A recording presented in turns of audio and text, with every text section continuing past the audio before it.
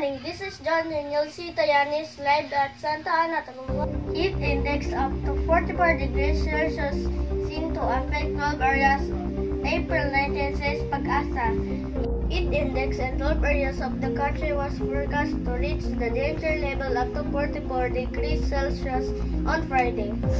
The Philippine Atmospheric, Geophysical, and Astronomical Services Administration or Pag-asa said, according to Pag-asa, these areas are Barangay Ambulog and Tanawan, Batangas with 44 degrees Celsius, Amborlan, Palawan, Dagupan City, Pangasinan, Langley Point, Cavite, Puerto Princesa City, Rojas City, Capiz, Iloilo City, Iloilo, Mangas, Iloilo, Pacnutan, La Union, Tuguegarao City, Cagayan, Central Bicol State University of Agricultural and Philly, Ipulog sa Buanga del Norte. Based on Pag-asa scoring system, a danger level is when the heat index is up to 42 to 51 degrees Celsius, which could cause heat cramps, exhaustion, and even heat stroke with prolonged exposure.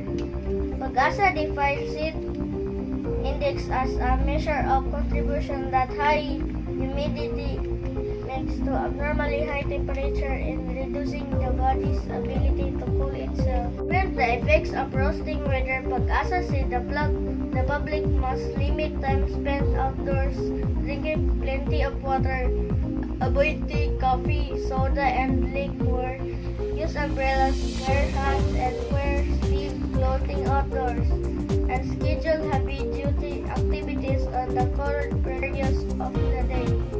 Pag-asa also said that symptoms of heat-related illness include heavy sweating, exhaustion or fatigue, dizziness or lightheadedness, blacking out or feeling dizzy when standing, a weak but fast pulse, nausea, and vomiting.